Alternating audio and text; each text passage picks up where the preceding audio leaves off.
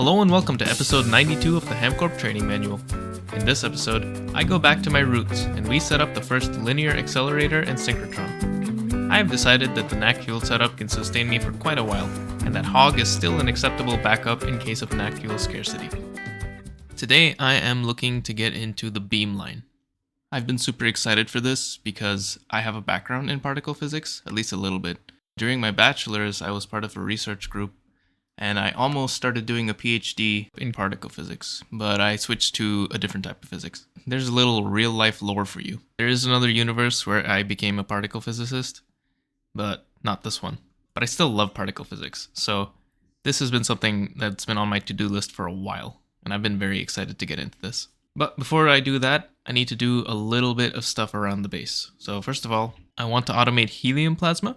It's not going to take very long because I already have quite a bit of helium-3 from endstone dust, and I've been crafting deuterium. And I already have that on passive, actually. This is just from centrifuging liquid air. So I get noble gases, and then noble gases turns into deuterium.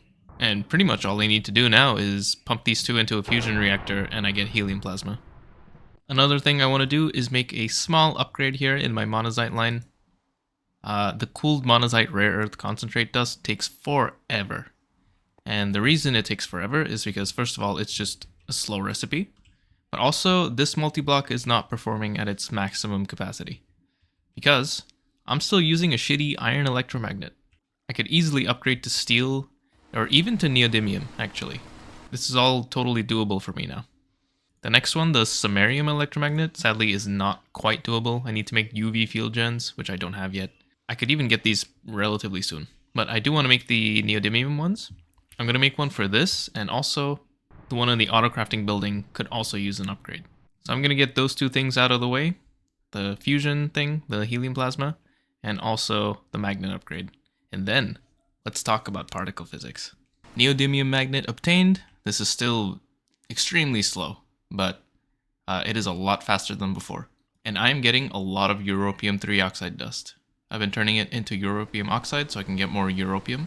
I should really automate that. But anyway, this is done. Fusion automation is also done. So I have an AND gate here. So it will only output when all three of these things are true. The first is this input hatch has 500k deuterium. The second is this input hatch has 500k helium-3. And the third is the multi-block itself has an internal EU of 60 million, which is the fusion threshold for making helium plasma. 60 million. Only when those three things are true will it output a signal, and that loops around and comes back to this side where there's a machine controller cover. Now helium plasma is properly automated. Now, the beamline. I have looked way more closely at the beamline, and it's not what I thought it was. I thought it was a particle collider. It is not. It's just a particle accelerator, which is a bit less fun. I was hoping to show like Feynman diagrams, which are the cool physics diagrams for particle production or particle, interactions. But no, this is a process which generates charged particles, accelerates them to higher energies, and then makes them spin in a circle. And that actually generates light. And then that light is focused and sent to a target chamber. It's still cool, but it's not like what they did to discover the Higgs or anything like that. So, first step, a source chamber. This is where we're going to source the charged particles, as the name suggests. And there are a few new blocks here. So, there's shielded accelerator glass. This needs a mu metal lattice, which is made from mu metal wire. You're going to see a lot of this mu metal. It sounds really complex, but it's not. It's just permalloy, which we've seen before, copper and chrome. That's it. There's also shielded accelerator casings. We're going to need a lot of these. This is a lot of mu metal and radiation-proof machine casings, which you just saw for the Naquata reactor. There's electrode casings. These are just a bunch of silver and gold, pretty much. And finally, the LUV beamline output hatch. This is an assembly line process, needs argon. Also needs beamline pipes and capillary exchanges. Beamline pipes are not that bad. Tungsten carbide, osmiridium. And capillary exchanges are even easier. LUV pump, mica, tungsten steel. And for the scan, it's just an output hatch. The source chamber block itself is also just kind of more of the same shit. So really it's not anything new except for the mu metal, which is not that complex. Now the way this source chamber works is a bit weird, and we will come back to that. Alright, I got everything for the source chamber. So in real life, very often people will use thermionic emission, so they just make stuff really hot, and that emits electrons. But I don't think that's what's happening here, necessarily. Well, maybe it is. Hard to tell. But this first one is nuclear decay. So U-238 is turning into thorium-234, and emitting an alpha particle, also known as a helium-4 nucleus. So that's why it goes from 38 to 34, because this is 4. This recipe, californium emitting neutrons, I don't know what this is. Also, where's the other product from the emission? You don't just lose the californium. It's kind of stupid. These two kind of look like thermionic emission to me. Tungsten rods and lanthanum hexaboride rods. But again, there's no... I guess, I don't know. Whatever, you get electrons from these. That's the point. But the electrons and the alpha particle and the neutrons are not... You don't get them as items. And that's the weird thing about this multi-block. It emits it kind of as a beam. So a beam of electrons, or a beam of alpha particles, or a beam of neutrons. And those are sent to the next machine. These output particle beams are going to have a few different properties. So there's the energy in kiloelectron volts. There's also the focus, which I guess is kind of like the collimation. So it's a measure of how straight the beam is, like how much it disperses with distance. And it's a number that goes up to 100. So I guess it's kind of like a percentage. So 100% focus means the beams are just going perfectly straight, which is not realistic at all. That's not possible. So 99 focus here, I guess, is kind of the best you can get. As for rate, this is pretty self-explanatory, I think. The number of particles per some amount of time. Now apparently the output energy of the beam scales with the EU per tick you put into the source chamber, up to the point shown in the recipe. So I guess these are kind of maximum values at infinite input energy. Maybe it caps at a finite number, but it's not very obvious to me. Now if I scan this thing, it gives me a bunch of stats about the particle output, as well as the energy input. So I guess I'm gonna have to kind of trial and error this to see like what kind of energies I get out of this. That's kind of annoying, but okay, that's fine. I could probably find a spreadsheet online, but I think it would be fun to do this myself. Also, there's a checkbox quest here that talks about the 4 different properties of the beam. And I get a photon. I'm holding a photon. I don't like it. I don't like it. Anyway, next step is the linear accelerator. Now this is a variable length multi-block, so I don't know how much to make. And the length matters. You don't just want it to be as long as possible. You do want a specific length for different things. So the way it works is you send a charged particle through the LINAC. I guess the neutron wouldn't really do anything in here, so I don't know what to do with neutrons. But alpha particles and electrons are charged, so I can send them through the LINAC that will accelerate them. I'm guessing this is just going to be an electric field. It's just a really big electric field. So it speeds up the electrons, or speeds up the alpha particles. And obviously the longer the LINAC, the longer the time the particle spends in this electric field, so the more it speeds up. But increasing the length also decreases the focus, because the beam is going to spread out with distance, which makes sense. Using a lower temperature coolant improves the output focus. I don't know if that really makes sense. Maybe it does, I don't know. But yeah, so I do need to think about how long to make this, and I am not sure. Oh, I can also increase the EU per tick consumed by this machine to increase the output energy of the beam. And that scales with the cube root. So I guess I need to do 8 times the machine energy for double the beam energy. Or increasing the length scales it linearly. That's nice, but it does decrease focus like it says. So it's kind of complicated.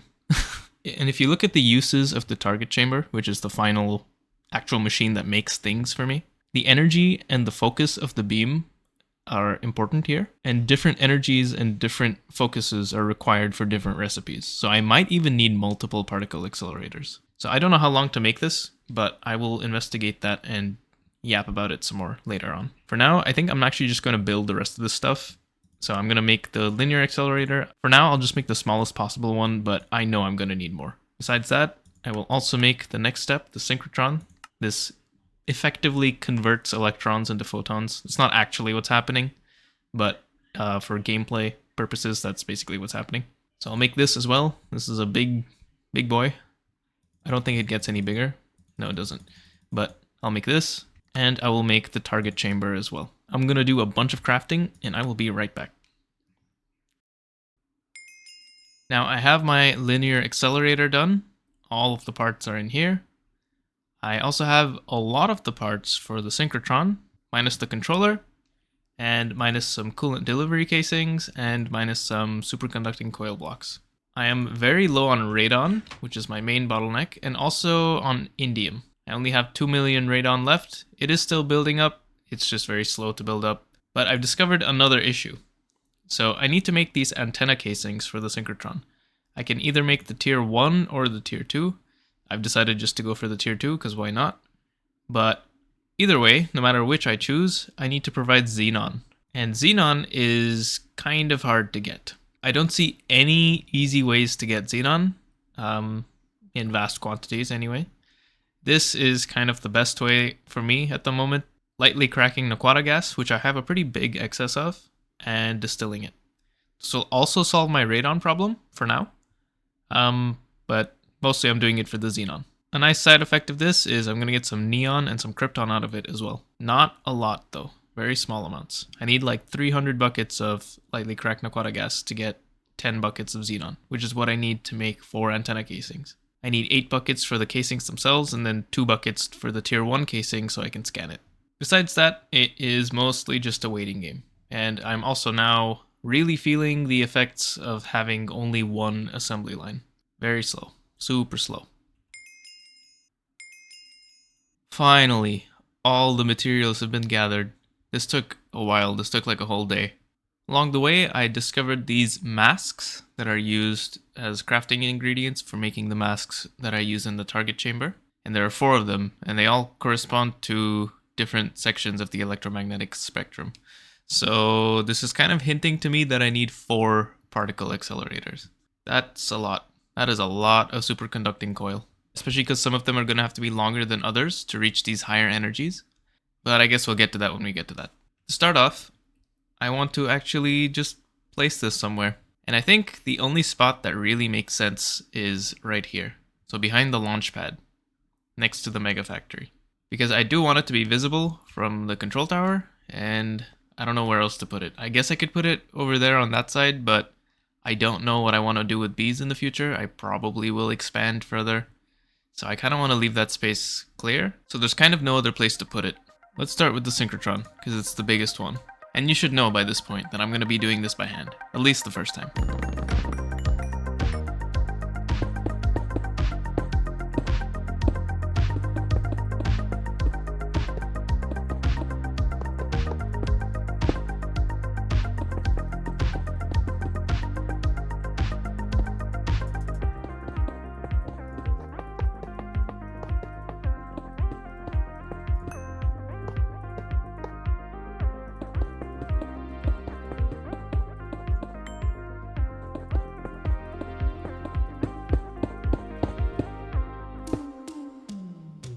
Oh my god, that was painful.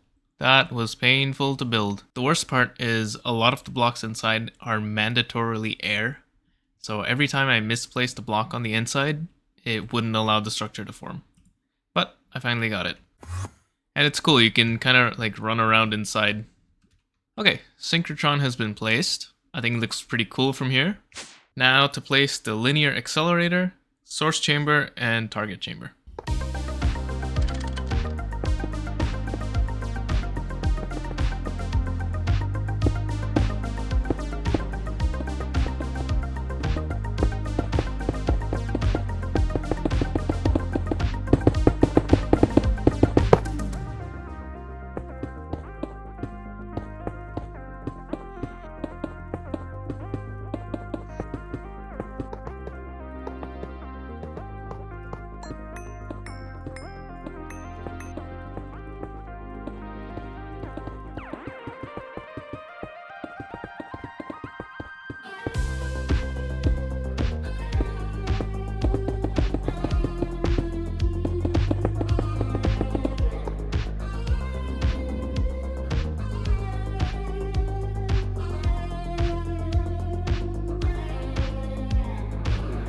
Very cool.